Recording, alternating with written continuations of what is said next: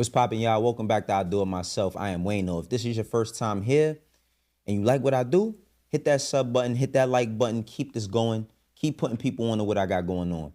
Today, I'm going to talk about a timeline that I've been putting set on my social media and my YouTube as well. So there's this thing that people call revisionist history, right? And the whole concept of a revisionist history is about going back and trying to figure things out, or going back and trying to change what people were thinking at that time. Now, I think that you could always go back and see that hindsight is 2020, right? You could always look back at that time you was having that fight and somebody threw that left or that right, and you know what I mean, you could have weaved it, and you say, damn, I got knocked out that day, so I should have made a better choice. But today, the revisionist history that I'm going to be talking about is the state property versus D block beef. Now, the reason why I've been highlighting the state property versus D block beef is because, to me, it's one of the best beefs that ever happened. It was getting extremely dangerous. And when I say that, Rough Riders have a very, very high reputation for the streets. You know what I'm talking about. State prop. At the time, I wouldn't say they collectively had a high reputation in the streets, but Beanie Sigel did. And at the forefront of that, you was getting a lot of bars. At the forefront of that, you was getting a lot of battles, and we was loving these battles, but a lot of the music was going left a bit. You know what I mean? It was going left. If you go back to, as a matter of fact, go on my IG right now. If you go on my IG, you can see the past freestyles I put up. I put up the joint on the MOP beat, Holidays, Getting On You, Beanie Sigel. You could, with the Mac, put a lid on it. Mess with me, your whole family. You could put your kid on it, right? Then you had the wait a minute freestyle. Nah, it ain't Bentley'd out, but every gun that I touched, our own dog, I emptied out. You the boys tell your men's be out, for they soul be gone, soul be gone, blood be missing, and wind be out. Got them fucking non-hollow, and the only thing y'all trying to pop is the corks on the wine bottles. Now, when I see people talk about these said beefs, right? When I see y'all jump in the comment section and start telling me what was going on, keep in mind that this is around the time when I got into music and I was at Roc-A-Fella. I actually got flack from Big Face Gary because Big Face Gary was my boss. I was his assistant. And because I used to love the lock so much and I would listen to their shit, he would be like, yo, why you playing that? Whatever, right? But I want to talk about the revisionist history.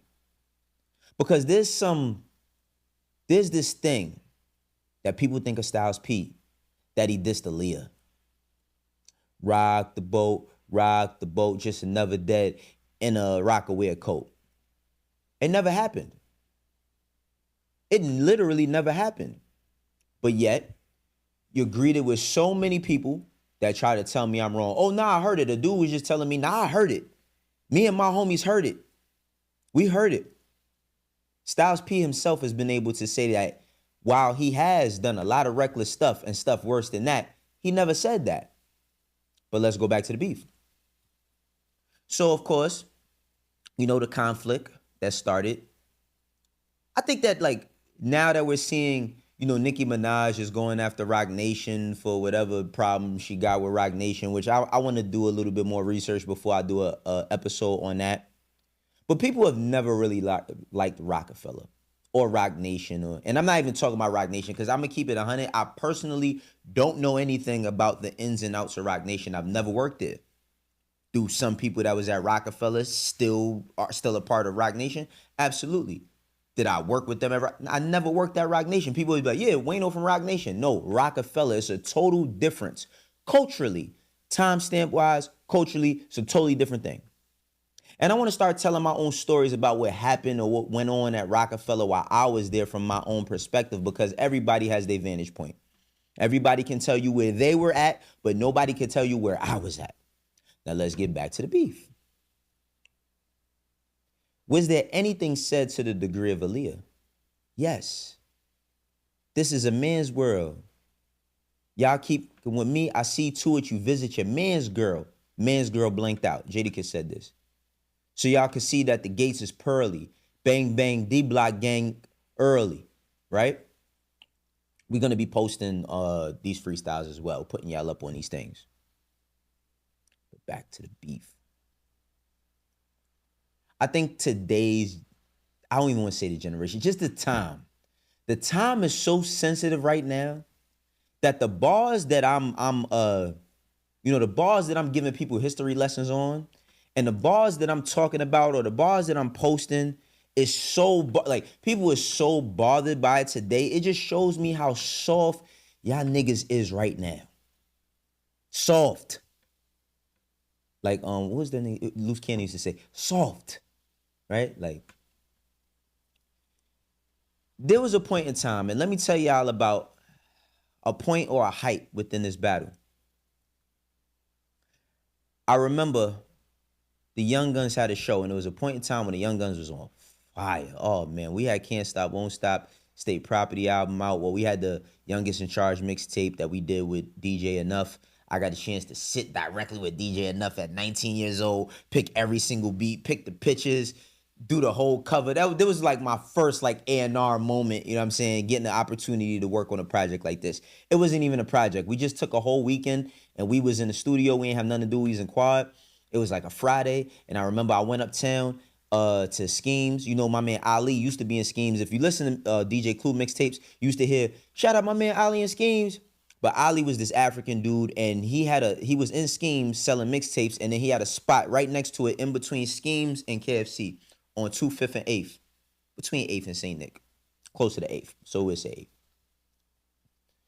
And I remember, like, let me go uptown. I went uptown, and I went and I grabbed a bunch of beat CDs. You know what I mean? Sycamore, world-renowned A&R, Travis Scott, YG, Don Toliver, Jack Boys, all of that. Sycamore used to do he used to do beat CDs, and he used to do mixtapes. Went uptown, grabbed a couple of Sycamore CDs. You know what I mean? Came back down. We sat sat in quad. You know what I'm saying? Sat in quad for a whole weekend.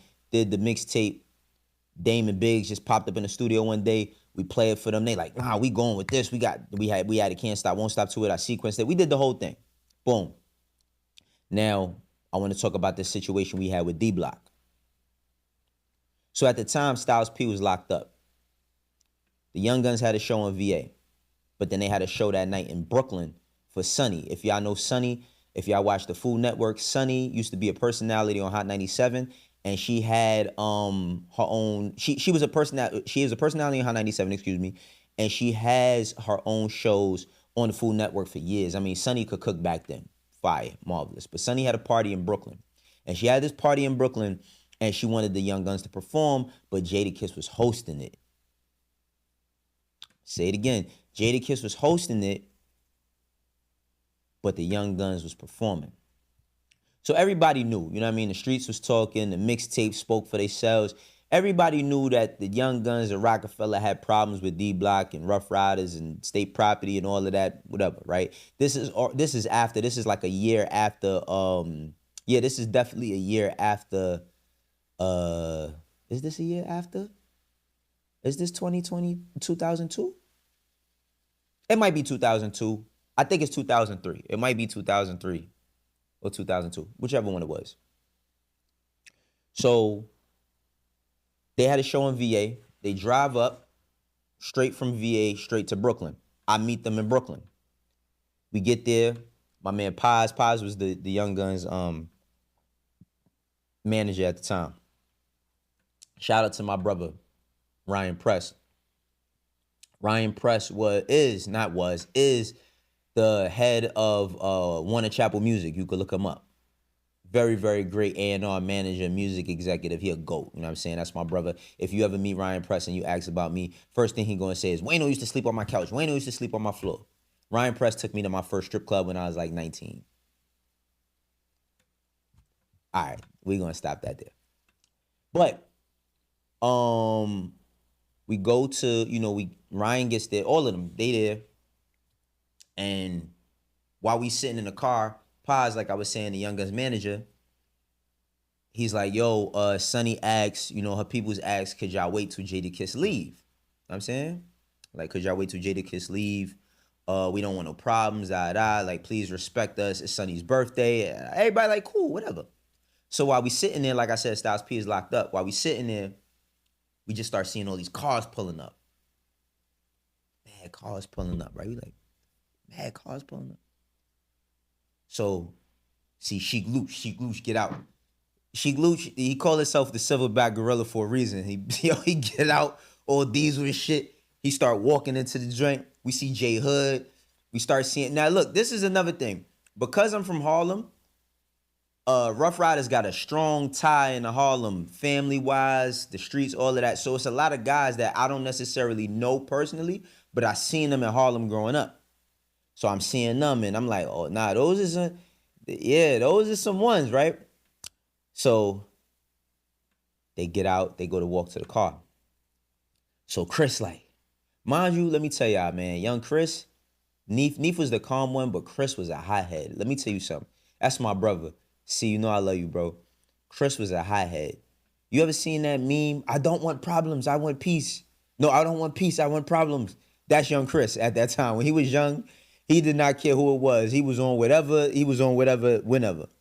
He like, oh, now they came up here to get Kiss, right? So he like, fuck that, we getting out the car. So now everybody done disobeyed every single thing we agreed to as to us going into this club or this lounge or whatever it was.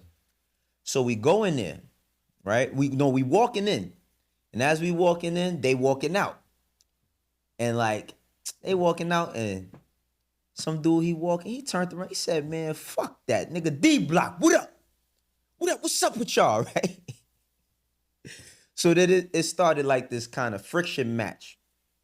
It's like, D-Block, stay prop, fuck y'all. A lot of the Frank stand is being thrown around. It's a lot of disrespect. I remember we on the line and we getting checked in. This is my first time seeing J Hood. And I remember, like, I was listening to J Hood. I like J Hood at that time, you know what I'm saying? And that's no disrespect to him. I don't listen to his music currently. But at that time, like, I was in tune. I was in tune with everything. We were all young, so we was all in tune. And I think J Hood is around my age or maybe a couple years younger. So we all was around the same age, you know what I'm saying? So I remember, like, Chris, he standing on the line, he getting searched. And J Hood, he's standing there. J Hood just standing there, staring at young Chris like this. Standing there. I'm talking about, bro, if looks could kill, it's crazy, right? So look, we finally get in the spot. We get in the spot. And mind you, this is Ryan Press. Like I said, he's a big executive, but at the time he was doing the playback. Him and my man Peem, Free Peem, my brother. Peem was Peem doing the playback? Ryan might have been doing the playback. I can't remember. I just know Ryan had the playback, but he had the playback for a reason. That's a whole nother story. But anyway, we get inside. So when we get inside, you know how like when you get around certain people, especially in the streets, you see certain people with certain type of things, right? And you only see them at these type of things. And what I mean is like when a situation can go bad. So there's this one dude I seen. I had been around Chris and Neef for now I'm around them for maybe a year and a half, maybe 2 years at the time. And I had never seen this dude before. But we in a room, right? We in like a green room. And I remember it's like these two dudes ending up in the room. Like, I don't know how they got into the room, but they was not with us. But they in the room. And I remember, the dude, he was talking, he like, yo, them niggas, cause wherever we was at, it was a projects right next to the lounge or the club or wherever. It was a projects right there. So he talking, he like, yeah, they talking about, people were saying that they went and hid out in the projects. They waiting for us to come out. Cause it was a lot of police. It was police there. The police wasn't there with us, nor was they there with them, but they knew that there was a problem going on. So I remember this dude, he like, yeah, who ain't got a burner? So I seen like, it's a room full of people. A few niggas raised their hands. He like, whoever ain't got a burner, I got one for you. So I looked at the dudes who ended up in the room with us. They like, I see them whispering to each other like, what the fuck is going on? Like, what is we doing in here, right? So they get everything together. Chris and Neef go out. They perform. I can't remember I think Freeway pulled up. I think Freeway was there. But they perform. We leave out of the spot. When we leave, you know what I mean? It wasn't nobody outside. I guess they had went, everybody, D-Block must have went whatever way they was going. We went to Baseline. You know what I'm saying? We go to Baseline.